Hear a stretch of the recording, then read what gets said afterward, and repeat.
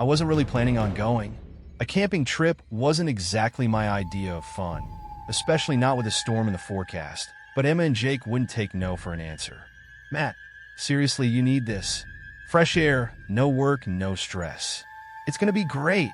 Emma was always the optimist, practically bouncing with excitement as she loaded her stuff into Jake's old, beat-up Jeep. Jake, of course, was just as pumped. You'll thank us later, man. We'll make a bonfire, roast marshmallows just like the old days. I caved, mostly because the thought of spending another weekend in my cramped apartment alone wasn't too appealing either. So I packed my bag and jumped in the back seat of Jake's Jeep, trying to match their enthusiasm. But deep down, something just felt off. I couldn't put my finger on it, but it was there like a knot in my stomach that wouldn't go away. The drive was long, winding through endless stretches of road that cut through dense forest. The sky was gray, the kind of gray that makes everything feel heavy, like the clouds were sitting right on top of us. I kept my eyes on the trees as we drove, trying to shake this weird sense of unease. Emma and Jake didn't seem to notice, though. They were too busy singing along to the radio and cracking jokes. I tried to join in, but something about the forest around us seemed wrong, like it was watching us. We're almost there, Jake announced, snapping me out of my thoughts. This spot's supposed to be killer. Hardly anyone knows about it. We pulled off the main road and onto a dirt path that led deeper into the woods. After about 15 minutes, the trees cleared, revealing a small, isolated campsite. There was nothing around. No other campers, no signs of life. Just the thick, towering trees surrounding us on all sides. I climbed out of the Jeep and stretched, taking in the quiet. Too quiet. No birds, no wind. Just this heavy, unsettling silence. See? Perfect, Jake said, slapping me on the back as he grabbed the tent from the truck. No distractions. Just us and nature. Emma beamed, already unpacking the gear. This is going to be amazing. I tried to convince myself they were right. Maybe I was just overthinking it. We'd set up the tents, get a fire going, and it'd be fine. But as we unloaded the Jeep, I couldn't shake the feeling that we weren't as alone as we thought. I kept glancing over my shoulder, half expecting to see someone or something standing in the shadows of the trees. By the time the sun began to set, we had the camp all set up. The fire crackled warmly in the center, casting a soft glow around the site. For a moment, I started to relax. The smell of the fire, the sound of Jake and Emma laughing. Maybe this trip wouldn't be so bad after all. But that was when the first strange thing happened. We were sitting around the fire, roasting marshmallows, talking about old times. Emma was telling some ridiculous story about how she'd gotten lost in the mall as a kid when we heard it, a rustling sound, just beyond the circle of light from the fire. I froze, marshmallow half burned on the end of my stick. Did you guys hear that? Emma paused mid-sentence, frowning. Hear what? That, I said, pointing toward the trees. Something's out there. Jake rolled his eyes, trying to play it off. Probably just a raccoon or something. Relax, Matt. You're too jumpy. But then the rustling came again, louder this time, like someone or something was moving through the brush. Emma and I exchanged uneasy glances. That's not a raccoon, she whispered. Jake grabbed his flashlight and stood up, shining it into the trees. All right, let's see what we're dealing with. The light swept through the forest, illuminating nothing but trees and undergrowth. But for a split second, I thought I saw something, a shadow, darker than the night, slipping between the trees. I blinked, and it was gone. See? Nothing, Jake said, turning back toward us with a grin. You guys are letting the spooky woods get to you. I didn't say anything, but I couldn't shake the feeling that something wasn't right. That shadow, it wasn't just my imagination. I knew I'd seen it. Emma didn't seem convinced either.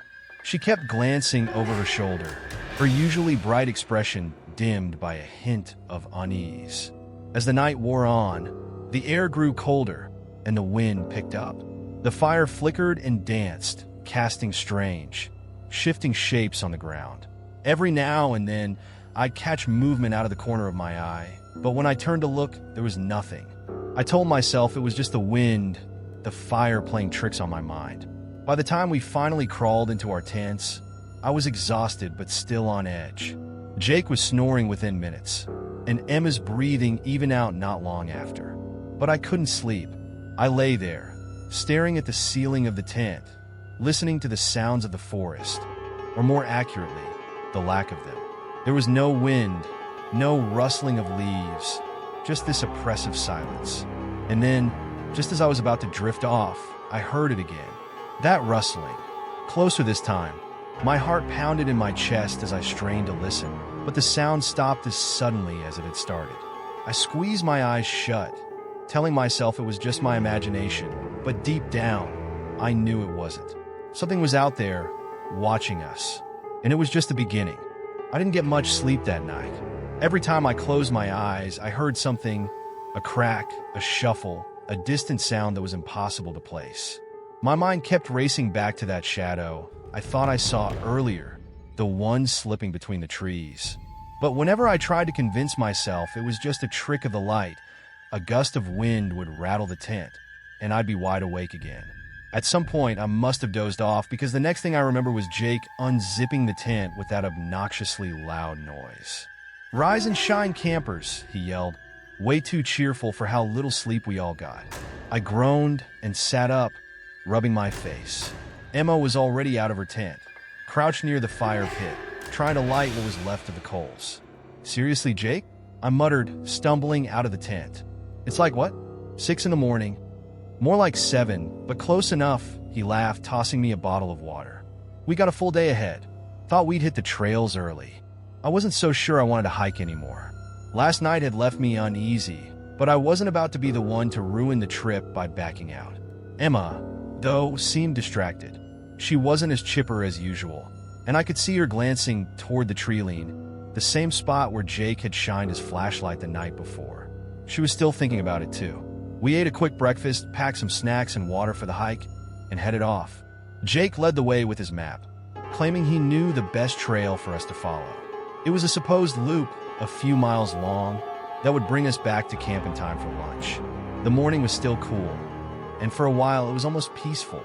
The forest, which had felt eerie and oppressive the night before, seemed less menacing in the daylight. Sunlight filtered through the trees, casting soft shadows on the ground, and birds were finally making their presence known, chirping somewhere high above us. We walked in silence for the most part, the sound of our footsteps crunching on the dirt trail and the occasional comment from Jake about some landmark we were supposed to be seeing. He had this big, cheesy grin on his face like he was in his element. Emma, though, kept falling behind. I slowed my pace to walk with her, shooting her a questioning glance. "You good?" I asked, trying to sound casual, but I could tell she wasn't. She nodded, but her expression was tense. "Yeah, just didn't sleep well. Last night was weird, right?" I hesitated before answering. "Yeah, it was. I thought I saw something in the woods." Emma stopped in her tracks, turning to face me. "You saw it too?" My heart skipped a beat. "Wait, what do you mean too? You saw something?" She nodded, her voice dropping to a whisper. "When Jake shined his flashlight last night, I thought I saw something moving between the trees." I didn't say anything because, I don't know. I didn't want to sound crazy. That knot in my stomach returned, tighter this time. "I saw it too," I admitted. "I thought it was just my mind playing tricks." Emma opened her mouth to respond, but before she could say anything, Jake called back to us from up ahead. "Hey guys, come check this out." We hurried to catch up with him, finding him standing at the edge of the trail, staring into the trees. At first, I didn't see anything out of the ordinary, but then I noticed it, a small clearing just off the path. In the center of the clearing, there was a pile of stones, carefully stacked on top of each other. "That's weird," I muttered, walking closer to get a better look. Emma stood beside me, arms crossed tightly over her chest. "Who would do this? There's no one else out here, right?" Jake shrugged, but he didn't seem as carefree as he'd been earlier. "Could be old, maybe from other hikers. It's probably nothing." But it didn't feel like nothing. The stones were too deliberate, too carefully placed. It wasn't the kind of thing you'd expect to see on a random hiking trail deep in the woods. "Let's keep moving," I said, trying to push the uneasy feeling away. "We'll be back at camp in no time." We continued down the trail, but the atmosphere had shifted. The forest felt quieter now, the air heavier, like the trees were closing in around us. Every so often, I'd hear a twig snap or a rustling sound, but every time I looked, there was nothing there. Just endless trees and shadows. Jake tried to lighten the mood with his usual jokes, but they fell flat. Emma stayed close to me, her eyes darting nervously from side to side. I couldn't blame her. I was on edge too, my heart racing every time the wind stirred the leaves or a bird took off from a branch. After what felt like hours, the trail started to narrow. Jake paused, looking down at the map and then up at the path ahead. "That's weird," he muttered under his breath. "What's weird?" I asked, my voice tighter than I intended. "This trail. It should be curving back toward the campsite by now. But it's not. We're going deeper into the forest." Emma frowned, stepping closer to look at the map over Jake's shoulder. "Are you sure? Maybe we missed a turn." Jake shook his head. "No, we've been following it exactly. This is the right path." "Then why aren't we looping back?" I asked, trying to keep my voice steady. No one answered. Instead, Jake shoved the map into his backpack and started walking again, faster this time. Emma and I followed, but the sense of unease was growing by the minute. The further we walked, the darker the forest seemed to get. The trees grew thicker, the shadows longer. It was as if the sunlight couldn't penetrate this part of the woods. We kept walking, pushing through branches and underbrush, but the path didn't lead us back to the camp. Instead, it kept winding further into the forest, twisting and turning in ways that didn't make sense. "We should have been back by now," Jake finally said, his voice edged with frustration. Emma stopped walking, her face pale. "Jake, are we lost?" Jake hesitated before answering, which was enough to confirm what we all already knew. "I don't know. This doesn't make sense." We followed the trail exactly. My heart pounded in my chest as I looked around, trying to make sense of it all. The forest was endless, stretching in every direction, and now that I really looked, the trees all looked the same. No landmarks, no signs, just miles and miles of trees. "We need to go back," Emma said, her voice shaking. "Retrace our steps. We're not going the right way." Jake nodded, but there was something in his eyes that scared me. He didn't believe we could find our way back, and neither did I. As we turned around to head back the way we'd come, I couldn't shake the feeling that we were being watched, that whatever had been out there last night was still with us, lurking just beyond the trees. And I had no idea how we were going to find our way out. The tension was thick, heavier than the air itself. After admitting we might be lost, Jake led the way, his usual confident strides replaced by quick, nervous steps.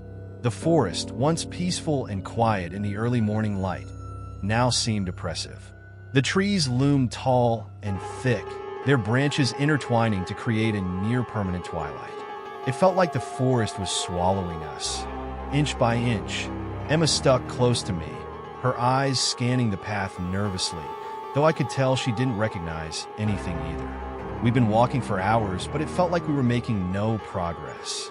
Worse, everything started to look the same gnarled trees, the same patches of dense underbrush, and the same sense of something lurking just out of sight. "Jake, are we still on the trail?" I asked, unable to keep the unease from creeping into my voice. Jake didn't answer right away. He glanced down at the map, which had become less of a guide and more of a crumpled piece of paper he clung to for reassurance. "We should be," he mumbled. "It's a loop. We should have hit the turn by now." "Should have doesn't mean much when we've been walking for hours," Emma snapped, her voice tight with frustration. She wasn't the type to lose her cool, but I could tell the situation was getting to her. It was getting to all of us. "I'm trying." Jake shot back, his own frustration bubbling to the surface. He stopped walking and turned to face us. "Look, I know it's taking longer than expected, but I promise we're on the right path. These trails can get confusing, especially in dense forests like this. We just need to stay calm and keep moving." Emma looked like she wanted to argue, but she sighed instead, shaking her head. "Fine, but we need to find some kind of landmark, something to tell us we're going the right way. We can't just keep walking blindly." Jake nodded, trying to mask the worry on his face. "Agreed. Let's keep going. We'll find something soon." But we didn't. We walked for another hour. our footsteps the only sound cutting through the oppressive silence of the woods. The sun was still up, but the dense canopy blocked most of its light, leaving us in a dull, gray gloom. I kept looking back over my shoulder, certain I'd see someone or something following us. Every few minutes, I'd hear a snap of a branch or the rustle of leaves, but whenever I looked, there was nothing there. "Guys, we've definitely passed this tree before," Emma said suddenly, her voice trembling. I looked up and my stomach dropped. She was right. I recognized the twisted shape of the tree's trunk, the way it curled unnaturally to the side like it had been struck by lightning. "We'd passed it earlier." "That's impossible," Jake muttered, his voice tight with denial. "We've been walking in a straight line. How could we be back here?" Emma threw her hands up. "I don't know, Jake, but I'm telling you, we've passed this tree. We're walking in circles." Panic started to creep into my chest. I took a deep breath, trying to calm myself, but the weight of the situation was undeniable. We were lost. Well, and truly lost. Jake stared at the tree for a long moment before turning away, running his hands through his hair in frustration. "All right," he said, exhaling sharply. Maybe we did get turned around, but we just need to retrace our steps. We'll head back to the last place we knew for sure we were on the trail." "And where exactly is that?" I asked, my voice sharper than I intended. Jake didn't answer. He just started walking again, leading us further into the woods. I wasn't even sure he knew where we were heading anymore. We kept walking in silence, the mood growing darker with each step. Emma was biting her lip, clearly trying to keep herself from losing it. I was doing the same. The thought of spending the night out here, lost in the middle of nowhere, was starting to feel less like a possibility and more like a certainty. Then, out of nowhere, Emma stopped. "Wait," she said, her voice barely a whisper. "Do you hear that?" We all froze, listening. At first, I didn't hear anything, just the usual quiet of the forest. But then, faintly from somewhere deep in the trees, I heard it, a rustling sound. Not like the wind or the movement of small animals, but something bigger, someone moving through the woods. I exchanged a glance with Jake, and I could see the fear in his eyes. "Probably just an animal," he said, but there wasn't much conviction in his voice. Emma shook her head, her face pale. "No, that's not an animal." The rustling grew louder, closer. It was unmistakable now, footsteps crunching through the underbrush. "Who's there?" Jake called out, his voice shaky. He grabbed a branch off the ground, holding it in front of him like it was some sort of weapon. There was no answer, but the footsteps stopped. Dead silence again. My heart was pounding in my chest, and I could feel Emma trembling beside me. "We need to move," she whispered. "Now!" Jake hesitated, staring into the woods, his knuckles white around the branch. "What if it's someone who can help us? Or what if it's someone who's been following us?" I countered, my voice low. "We don't know who or what that is, Jake." For a few moments, no one moved. We stood there listening, waiting for something, anything to happen. But all we got was the thick silence pressing in around us. Finally, Jake gave a stiff nod. "All right, let's keep moving." We started walking again, this time faster, almost at a jog. The footsteps didn't follow, but I couldn't shake the feeling that we were being watched. Every time I glanced over my shoulder, I expected to see someone lurking in the shadows, just out of sight. As we continued deeper into the woods, the air grew colder. I didn't want to admit it, but it felt like the forest itself was changing, like the trees were growing closer together, the paths narrowing, trapping us in some kind of maze. Jake kept glancing down at the map, but it was clear he had no idea where we were anymore. The map wasn't going to help us. Then, we stumbled onto something unexpected. In a small clearing ahead of us, partially hidden by the underbrush, was an old, crumbling structure. It looked like a small stone hut or cabin, its roof caved in, and moss and vines growing up the walls. It was ancient, out of place, like it had been swallowed by the forest long ago. "What is this place?" Emma asked, her voice barely above a whisper. Jake approached the structure cautiously, peering inside through a broken window. "It's abandoned," he said, though the unease in his voice was clear. "But at least it's some kind of shelter. We could rest here, figure out our next move." I wasn't sure staying here was a good idea, But after hours of walking in circles, I didn't see many other options. My feet ached, my nerves were shot, and the thought of sitting down, even for a few minutes, was tempting. We made our way inside the hut, its stone walls cold and damp. The air inside was stale, thick with the smell of decay, but at least it was a break from the forest. Jake set his backpack down and looked around, his expression grim. "We'll rest here for a bit," he said quietly. "Then we'll keep moving." But something about the hut felt wrong. The air was too still, too quiet, and I couldn't shake the feeling that we weren't alone. As I sat down, my back against the cold stone wall, I heard it again, that rustling sound, faint but unmistakable, coming from somewhere deep in the woods. The footsteps, and this time they were getting closer. The cold stone of the hut pressed against my back, but the unease crawling up my spine had nothing to do with the temperature. Something wasn't right. That rustling in the woods, those footsteps, it wasn't just some animal. And now we were sitting ducks, huddled in this crumbling shelter, waiting for what? Emma sat next to me, her knees drawn up to her chest, eyes wide and unblinking. She hadn't said much since we entered the hut, but I could tell she felt it too. Jake was the only one moving, pacing back and forth near the doorway, his frustration obvious in every step. "All right, let's think this through," Jake muttered, more to himself than to us. He unrolled the map again, staring at it like it would suddenly make sense if he looked hard enough. "We're not that far off. I know we're not. We just missed a turn somewhere." "Jake," I said quietly, trying not to sound accusing, "we're lost." He snapped the map shut, glaring at me. "We're not lost. We're just off course. I'll figure it out." I wanted to believe him, but the knot in my stomach told me otherwise. We'd been walking for hours, and nothing looked familiar. Worse, that feeling, the one where you know you're being watched, hadn't gone away. If anything, it was stronger now. The forest was alive with it, an oppressive presence that lingered just beyond the trees, waiting for us to make the wrong move.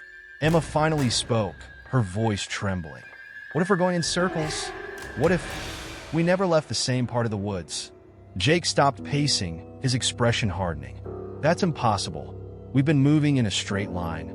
I know it seems like we're stuck, but what?" I cut in, feeling my own frustration bubble up. "We're still here. We've passed that same tree at least twice. And this hut? We've never seen anything like this on the map. Jake, something's not right. This place, it's messing with us." Jake opened his mouth to argue, but the sound of branches snapping outside the hut cut him off. The three of us froze. The footsteps were back. Only this time, they were louder, closer. Jake quickly grabbed the broken branch he had used earlier as a makeshift weapon, his eyes wide with tension. Emma pressed herself against the stone wall, her breathing shallow, eyes locked on the doorway. I could feel my own heartbeat thudding in my chest, loud and erratic. There was no mistaking it. Someone or something was out there, moving through the underbrush, circling the hut. I glanced at the doorway, half expecting a figure to appear in the threshold any second. "What do we do?" Emma whispered, her voice barely audible. "Stay quiet," Jake hissed, gripping the branch tighter. "It might just be an animal." I didn't believe him, and I don't think he believed himself either. I could hear it now. Footsteps crunching through the fallen leaves, deliberate and slow, almost like they wanted us to hear them. Whoever, or whatever it was, they were toying with us. The footsteps stopped. Jake stood perfectly still, every muscle in his body tense. Emma and I held our breath, waiting. The silence dragged on, thick and suffocating. I couldn't take it anymore. "Jake, maybe we should." Before I could finish my sentence, a loud thud echoed from the side of the hut. Emma gasped, clapping her hand over her mouth to stifle a scream. Jake spun toward the sound, the branch raised in front of him like a shield. Something was outside, pressing against the walls, testing the structure. Jake motioned for us to stay still, then slowly crept toward the doorway, peeking outside into the thickening twilight. "I don't see anything," he whispered, his voice hoarse.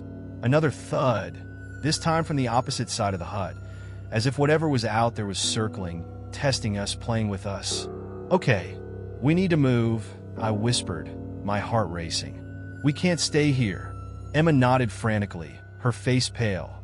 Where do we go? I don't know. I admitted, my voice strained. But staying here isn't an option. We need to get back to the path, try to find our way back to the car. Wait, Jake said, lowering his voice even more. We don't know what's out there. Running into the woods without a plan could get us even more lost. We're already lost, I shot back, trying not to sound panicked. And whatever that is, it's not going to leave us alone. Jake didn't argue. He glanced toward Emma, then at me, his expression torn between anger and fear. Finally, he nodded. All right, but we stick together. No one goes off on their own. We quickly gathered our things, trying to make as little noise as possible. The footsteps outside had stopped again, but the silence felt worse somehow. The air inside the hut was suffocating, heavy with dread. I couldn't shake the feeling that something terrible was waiting for us outside, just beyond the trees. Jake peeked out the doorway one last time before motioning for us to follow. Let's go. Stay close. We slipped out of the hut, moving as quietly as we could. The woods around us were eerily still, the usual sounds of wildlife completely absent. Even the wind seemed to have died down, leaving us in this unsettling silence, broken only by the soft crunch of leaves under our feet. We walked quickly, keeping our heads down, moving in what we hoped was the direction of the path. Every few minutes, I'd glance over my shoulder, certain that I'd see someone or something following us. But all I saw were trees, stretching endlessly into the distance. After about 20 minutes of walking, we hit another clearing. This one was smaller, but in the center of it stood something that stopped me in my tracks. Another pile of stones, stacked in the same deliberate way as before. Are you kidding me? Emma whispered, her voice trembling. We've been here before. No, Jake muttered, shaking his head. No, we couldn't have. But the evidence was right in front of us. It was the same pile of stones, the same clearing. We hadn't been walking in a straight line. We were back where we started. Panic bubbled up inside me, cold and sharp. Jake, I said, my voice barely holding steady. We're going in circles. Impossible, he muttered, though his face said otherwise. He was as scared as we were now. It's just a coincidence. Coincidence? Emma snapped, her voice rising in panic. We've been walking for hours, and we're right back where we started. We're trapped. Jake took a step back, his eyes darting around the clearing like he was searching for something. Anything that made sense. But nothing did. We were lost, truly lost, and the forest didn't want to let us go. Suddenly, that sound came again, the footsteps, slow and deliberate, crunching through the brush. They were closer now, surrounding us, though we couldn't see anyone. My heart raced as the three of us turned in circles, trying to figure out which direction the noise was coming from. The footsteps stopped, and then, from somewhere deep in the woods, came a voice. A whisper, almost too faint to hear, but unmistakable. Come back. I froze. Emma grabbed my arm, her grip tight and trembling. Did you hear that? She whispered, her voice barely audible. Jake was standing still, his eyes wide, as if he had heard it too. But he didn't say a word. We were no longer just lost in the woods. Something was in here with us, and it wanted us to stay. The voice, soft, barely more than a whisper, still echoed in my mind. Come back. It sounded human, but there was something off about it, something that made my skin crawl. It wasn't just the words, but the way they hung in the air, like they'd seeped from the trees themselves, ancient and sinister. Emma's grip on my arm tightened, her fingers digging into my skin as if she was holding on for dear life. Jake's face had drained of all color, his usual bravado completely gone. For the first time since we'd gotten lost, he looked truly terrified. We need to move, he muttered, his voice low and shaky. He turned, scanning the trees around us. Now! None of us argued. Without another word, we started walking again, moving faster this time, but no one had any idea where we were going. The forest was a maze, and the more we tried to find our way out, the more disoriented we became. The sun was getting lower, casting long shadows between the trees, and the air was colder than before. Every snap of a twig, Every rustle of leaves made us jump. Our nerves shot from hours of tension and fear. As we hurried through the underbrush, I couldn't stop thinking about the voice. I didn't want to ask, but I had to know. Did you guys hear that voice too? I asked, my throat dry, my voice barely above a whisper. Emma glanced at me, her eyes wide with fear, but she didn't speak. Instead, she just nodded, her pale face betraying the terror she was trying to hold back. Jake, on the other hand, didn't answer right away. He was too busy looking ahead, his eyes darting from side to side, as if he expected something to jump out from behind the trees at any moment. I heard it, he finally said, his voice tight. But it's not real. It can't be real. Jake, that didn't sound like an animal, Emma whispered. That was a voice. A person. Jake shook his head, more like he was trying to convince himself than us. It's just the forest messing with us. People get paranoid in the woods all the time. We're tired, hungry, our minds are playing tricks. That's all. But I didn't believe him, and I could tell Emma didn't either. There was something wrong with this place, something that wasn't just in our heads. The forest wasn't just confusing. It felt alive, like it had its own will, and it was twisting reality around us, keeping us trapped. We kept moving, the tension between us growing thicker by the minute. The forest felt different now, like it was closing in. The trees seemed closer, their branches tangling overhead to block out the sky. It was getting darker, and the path, if you could even call it that, was disappearing beneath our feet. I glanced back every few seconds, my heart racing, convinced we were being followed. But every time I looked, there was nothing, just trees and shadows. And then I saw it. At first, I thought it was just another shadow, a trick of the light as the sun dipped lower behind the trees. But then it moved, slowly, deliberately, just at the edge of my vision. Guys, I whispered, my voice barely audible. Stop.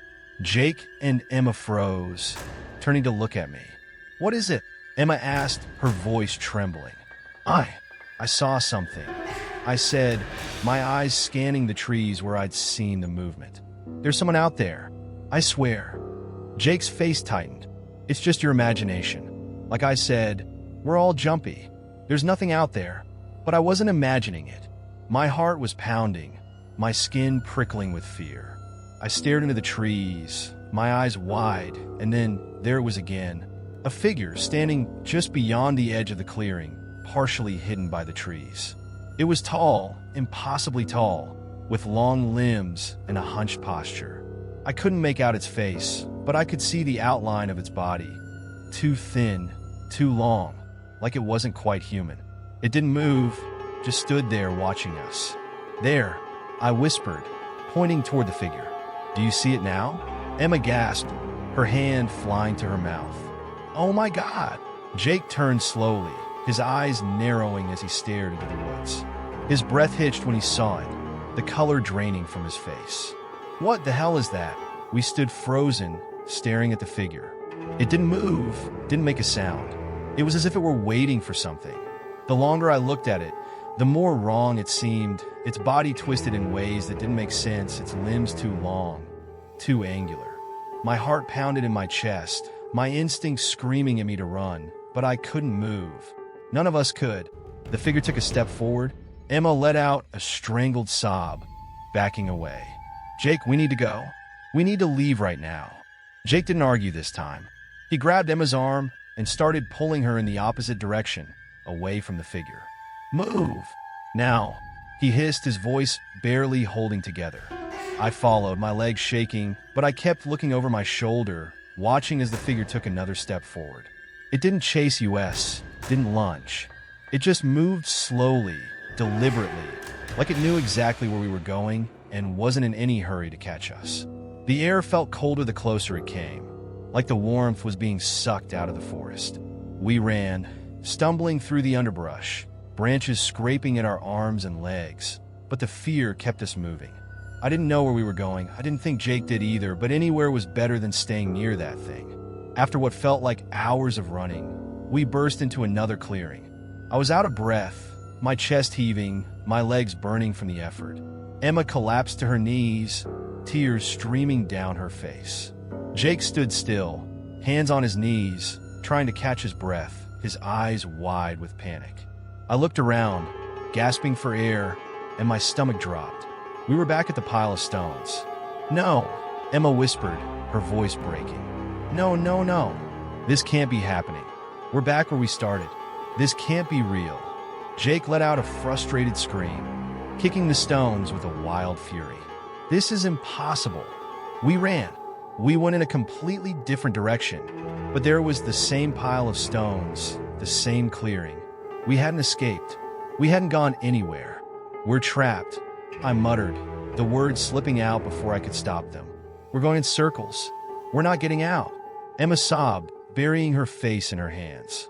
Jake stood in stunned silence, his fists clenched at his sides, his breathing ragged.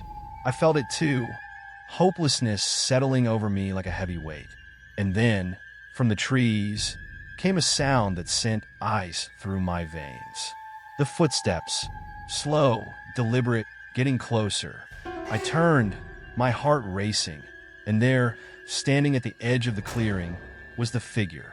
It hadn't followed us, hadn't chased us, but it was here now, watching, waiting, and it wasn't alone. Beside it, half hidden by the trees, were more figures. Thin, twisted shapes, their bodies hunched and unnatural, just like the first. They stood still, silent, but I could feel their eyes on us. We were surrounded. "Jake," I whispered, my voice barely a breath. "What do we do?" Jake's eyes were wide with terror, his face pale as a ghost. I don't know," he stammered, his voice barely audible. The figures took a step forward, moving in unison. The air grew colder, and I could feel the weight of their presence pressing down on me, suffocating me. We had nowhere to run. The cold seemed to sink into my bones, the air heavy with dread as the figures stepped closer. Every part of me screamed to run, but my legs felt like they were cemented to the ground. Emma was frozen, still on her knees, her breath coming in short, panicked gasps. Jake looked like a man on the edge of breaking, his hands clenched into fists, eyes wide with terror as he stared at the approaching figures. There were more of them now, not just the one twisted shape we had seen earlier, but several, tall, elongated forms emerging from the shadows of the trees, their movements slow and deliberate. They were close enough now that I could make out details, though I almost wished I couldn't. Their limbs were unnaturally long, bent at odd angles, and their faces, if you could even call them that, were featureless. No eyes, no mouths, just smooth, blank surfaces where faces should be. "Jake," I whispered, though my voice was barely a breath. "We need to move." Jake's eyes flickered toward me, but he didn't respond. He looked like he was trapped in his own mind, paralyzed by fear. Emma let out a small, broken sob, still unable to move. The figures continued to advance, slow but inevitable. My heart pounded so hard I thought it would burst. We had to do something, anything, but I couldn't think straight. The air felt thick, heavy, like it was pressing down on us, squeezing the life out of me. Suddenly, Jake snapped out of his frozen state, grabbing a large stick from the ground and holding it in front of him like it was a weapon. "Stay back," he shouted, his voice shaking but loud. "Stay the hell away from us." The figures didn't stop. They didn't even react. They just kept moving forward, silent and eerie, like they didn't need to rush. Like they knew we had nowhere to go.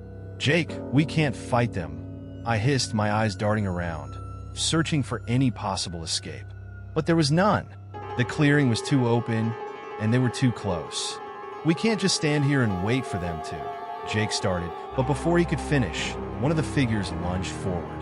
It moved faster than I expected, its long, twisted limbs reaching out toward Jake. He swung the stick, but the figure barely flinched as it wrapped its long fingers around the branch and yanked it from his grasp like it was nothing. Jake stumbled backward, his eyes wide with panic. "No, no, no," he shouted, scrambling to get away. The figure didn't hesitate. It reached out again, its long arms stretching further than seemed possible, grabbing Jake by the arm and pulling him toward it. "Jake!" Emma screamed, finally snapping out of her frozen state. She reached for him, trying to pull him back, but it was no use. The figure was too strong, dragging Jake toward the others. I rushed forward, adrenaline surging through me as I grabbed Jake's other arm, pulling with everything I had. But it felt like trying to move a boulder. The figure's grip was relentless, its blank face turned toward Jake as it pulled him closer. "Let go!" I shouted, panic clawing at my throat. Jake screamed, a raw, primal sound, his body jerking violently as he struggled to free himself. But it was too late. The figure pulled him into the circle of the others, their long arms wrapping around him like a web, dragging him toward the trees. "No!" I yelled, my voice breaking. I lunged forward, but Emma grabbed me, her nails digging into my arm. "Matt, stop!" "We can't," she sobbed, her voice cracking with terror. Jake's screams echoed through the clearing, growing fainter as the figures pulled him deeper into the woods. And then, just like that, the scream stopped. The silence was deafening. The figures were gone. Jake was gone. Emma collapsed against me, shaking violently, her tears soaking into my shirt. I stood there, stunned, unable to comprehend what had just happened. Jake had been right there, and now he was gone. Just like that. We have to go," I whispered, my voice hollow. I couldn't even process the grief. All I could think about was getting away. If we stayed, we'd be next. Emma nodded weakly, still shaking, her eyes wide and distant like she couldn't believe what she'd just seen. I pulled her to her feet, and we started moving, our steps unsteady but quick. We didn't talk. We didn't even think. We just ran. The forest felt even more oppressive now, the trees closing in around us like they were alive, like they were part of the trap. The air was cold, too cold, and every shadow felt like it was watching us, waiting for the right moment to strike. I kept glancing over my shoulder, convinced I'd see one of those figures again, reaching out from the darkness to drag us away like they had Jake. We ran for what felt like hours, our breaths ragged, our bodies exhausted, but we couldn't stop. Not until we were far away from that clearing, far away from those things. At some point, we stumbled onto another path, or at least it looked like a path. It was narrow, barely visible beneath the overgrown bushes, but it was something. It gave us hope. This is to lead somewhere. I panted, trying to catch my breath. "We have to keep going." Emma nodded, but she didn't say anything. She was too pale, her eyes distant, her whole body trembling. I didn't blame her. I felt like I was barely holding it together myself. We followed the path, our footsteps uneven, the fear still gnawing at us from every direction. The forest was darker now, the light fading fast as the sun dipped below the horizon. The shadows stretched longer, the air colder. I could feel something watching us. Then, just as we thought we might be getting closer to safety, the sound came again. The footsteps, slow, deliberate, crunching through the leaves behind us. Emma stopped dead in her tracks, her breath hitching in her throat. "No," she whispered. "Not again." I turned, my heart pounding, and saw them. The figures were back, moving between the trees, closer this time. There were more of them now, their featureless faces turned toward us, their long limbs stretching out as they approached. Slowly, deliberately. "We have to run," I whispered, though my body was already moving before the words left my mouth. I grabbed Emma's arm and pulled her forward, our feet pounding against the dirt as we tore down the narrow path. But the footsteps followed, relentless, closing in. "They're right behind us," Emma cried, her voice high with panic. I glanced back, my heart nearly stopping when I saw how close they were. The figures moved faster now, their long limbs reaching out toward us, their movements jagged and unnatural. They didn't make a sound other than the rustling of leaves beneath their feet, but their presence was suffocating, terrifying. My lungs burned, my legs screamed in protest, but I couldn't stop. Not now, not when they were so close. We ran, the trees blurring around us, the cold air stinging my face. But no matter how fast we moved, they were always right behind us. Up ahead, I saw something alight. It was faint, barely more than a glow through the trees, but it was there. My heart leaped with a desperate surge of hope. "Emma, look, there's something up ahead." She didn't respond, but I could see the same glimmer of hope in her eyes as we sprinted toward the light, our legs heavy with exhaustion, but fueled by pure terror. The light grew brighter, cutting through the shadows, and as we broke through the trees, we stumbled into another clearing. But this one wasn't empty. In the center of the clearing stood a cabin. It was old, its wooden walls worn and weathered, but there were lights on inside, a flickering glow from the windows. "We're saved," Emma whispered, her voice trembling with disbelief. But as we approached the cabin, something stopped me in my tracks.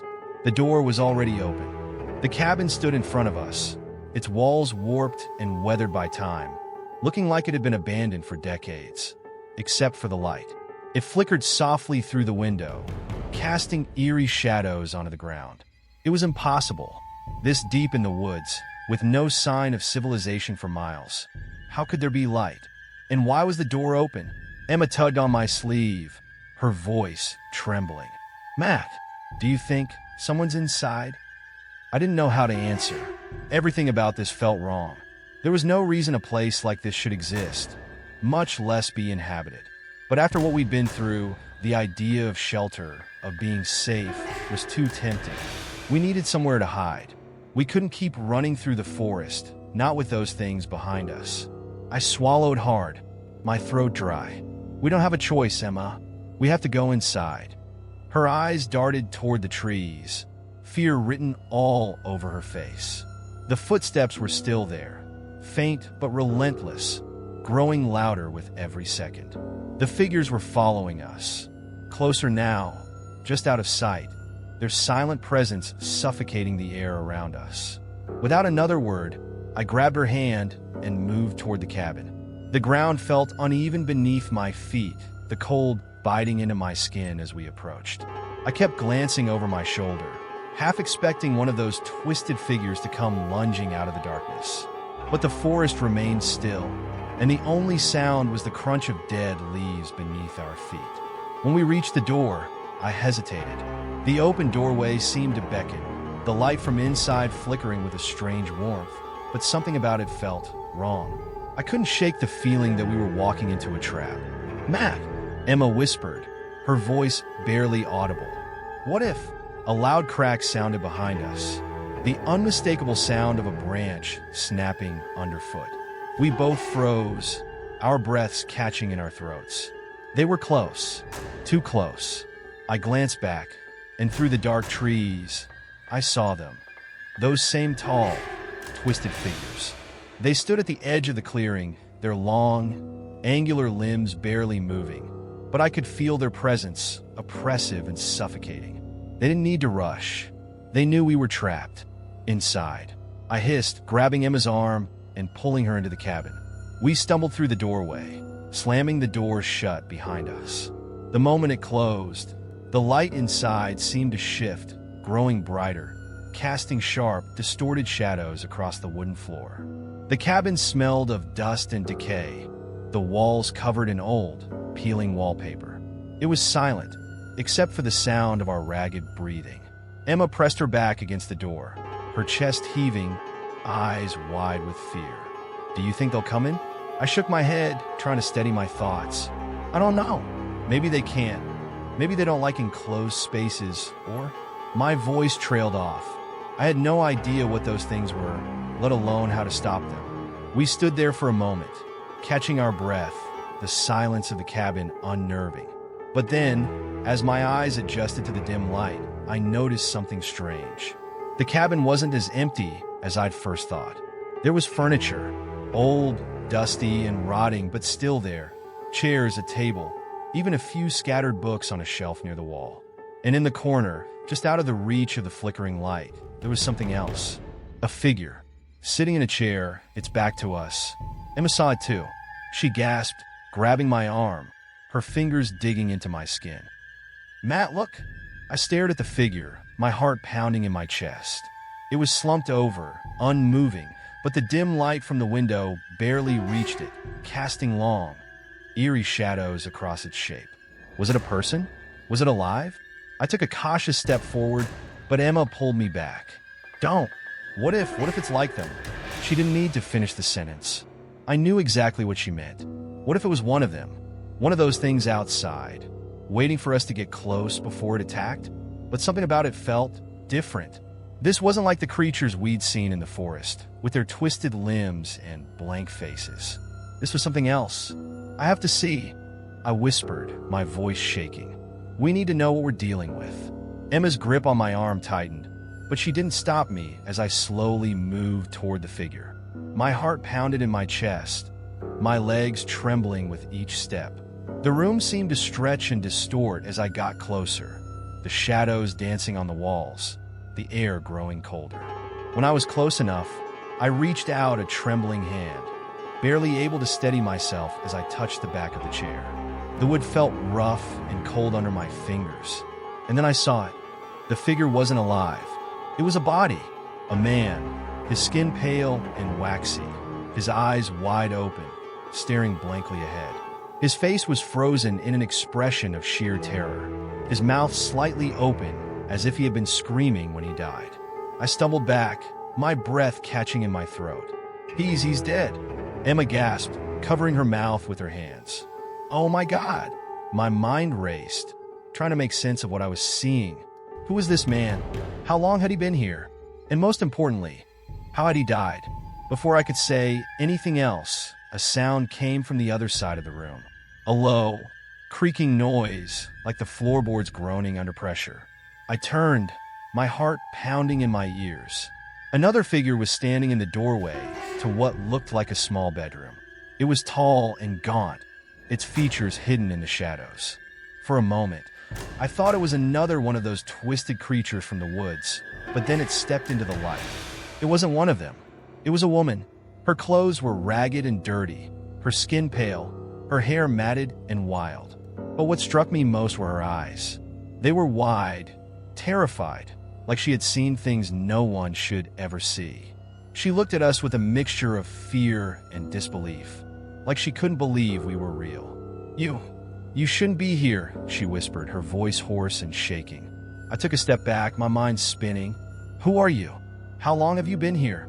She shook her head, her eyes darting toward the door we had just come through. It doesn't matter. None of it matters. You need to leave. Now. Emma, still frozen by the door, finally found her voice. What's happening? What are those things out there? The woman's eyes widened in terror, her hands trembling as she pointed toward the door. They don't let you leave. Once you're in the forest, you belong to them. My blood ran cold. What do you mean? I asked, my voice barely a whisper. She took a shaky step toward us, her face twisted with fear. They're not human. They're not anything from this world. They come for you, they watch you, and then they take you. You can't outrun them. You can't fight them. They'll take you just like they took the others. I felt the floor drop out from under me. Others? There were more of you. The woman nodded, tears welling in her eyes. We thought we could escape, but there's no way out. This forest, it's alive. It keeps you here. It changes the paths, brings you back to the same place over and over. You're trapped. I felt Emma's hand on my arm again, her voice small and shaky. Matt, what are we going to do? Before I could answer, there was a loud thump against the door. The cabin shook, the light flickering wildly. The woman's eyes widened with terror as she backed into the shadows. They're here, she whispered. They're coming for you. Another thump, louder this time. The door rattled in its frame. I could hear them now. The footsteps, slow, deliberate, moving closer to the cabin. The figures were at the door, and this time there was nowhere left to run. Chapter 8. The Truth. The door shook violently, rattling on its hinges as the force from outside pounded against it. Each thump reverberated through the small cabin, sending chills through my body. Emma clung to my arm, her breathing sharp and erratic. The woman, the stranger who had warned us, backed away further into the shadows, her eyes wide with panic. They're here, she whispered, her voice barely audible, trembling with fear. They won't stop. Another crash against the door, this time harder. The wood was beginning to splinter under the pressure. The flickering light inside the cabin dimmed, casting long, menacing shadows on the walls, making the place feel like it was closing in around us. The suffocating dread was palpable. I took a deep breath, trying to calm the overwhelming fear that threatened to take hold. What are we supposed to do? I asked the woman, my voice edged with desperation. How do we stop them? She shook her head frantically, tears brimming in her eyes. You can't. There's no stopping them. Once they've marked you, they'll take you. They always do. Emma let out a choked sob, gripping me tighter. We can't just wait here and let them get us, Matt. There has to be a way out. I wanted to believe her, to think that somehow we could escape. But deep down, I knew what the woman was saying was true. We had been trapped in this forest from the moment we entered. The paths had shifted, twisted, leading us in circles, drawing us deeper into its grasp. The forest itself didn't want to let us go. And those things, they were part of it, part of something ancient and terrible. But I couldn't give up. Not yet. Isn't there anywhere we can hide? I asked the woman, my heart racing. Somewhere they can't follow? Her eyes darted toward a trapdoor I hadn't noticed before, hidden beneath a rotting rug in the corner of the cabin. There's a cellar, she said, her voice barely above a whisper. It's not safe, but it's the only place they haven't entered. I didn't waste any time. I rushed to the trapdoor and yanked it open. The hinges creaked with age, revealing a dark, narrow staircase descending into the ground below. The air that rose from the opening was thick and stale, heavy with the smell of dirt and decay. I could hear Emma's breath hitch in her throat as she stared into the abyss below, her eyes wide with fear. We don't have a choice, I said, trying to sound braver than I felt. We'll be safer down there. Another loud crash, and the door splintered further. The wood was beginning to give way, and I could see the shadows of the figures pressing against it from the other side, their long, twisted limbs pushing against the weakening barrier.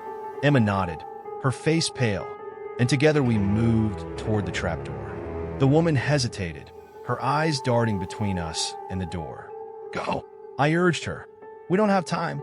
She swallowed hard, then followed us down the stairs, her movements shaky and unsure. The cellar was dark and cold, the air thick with the scent of damp earth. There were no windows, no light other than the faint glow from the open trapdoor above us.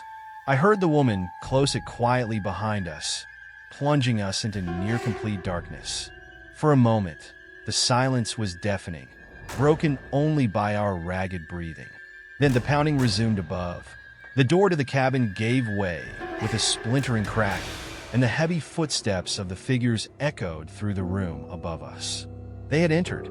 I felt Emma's hand tighten around mine, her whole body shaking with fear.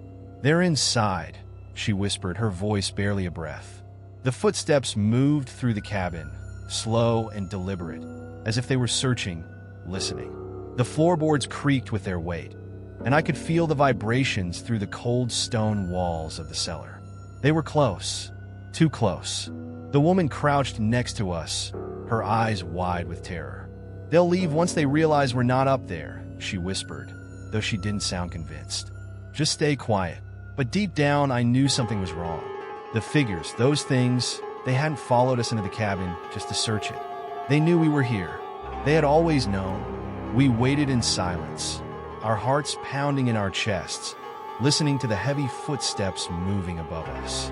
Every second felt like an eternity, the air in the cellar growing colder, more oppressive. Then, without warning, the footsteps stopped. The silence that followed was suffocating, thick with tension. I held my breath, listening, waiting for the next sound. And then it came, a faint whisper, soft, barely more than a breath, but unmistakable. Come back. My blood ran cold. It was the same voice we had heard in the forest, the same chilling whisper that had followed us through the trees. It wasn't just outside.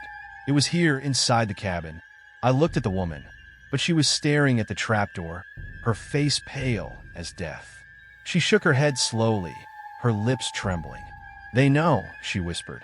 They always know. Suddenly, the trapdoor above us rattled. Emma gasped, her hand flying to her mouth as she stifled a scream. The rattling grew louder, more violent, as if something was trying to pry it open from above.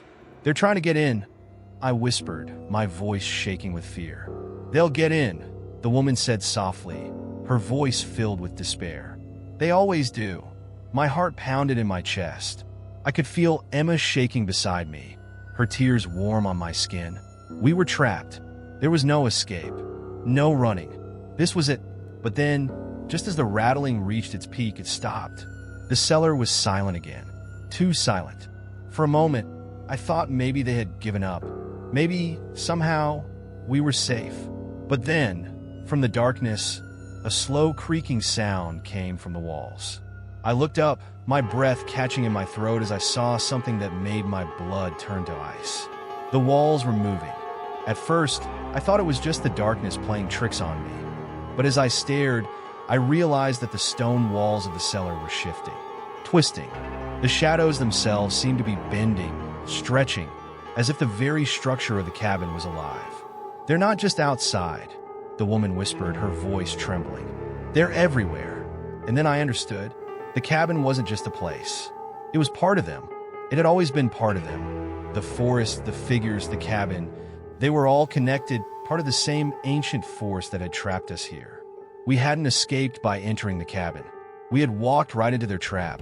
Suddenly, the walls began to close in, the shadows stretching toward us like long, skeletal fingers. Emma screamed, pulling me closer, but there was nowhere to go.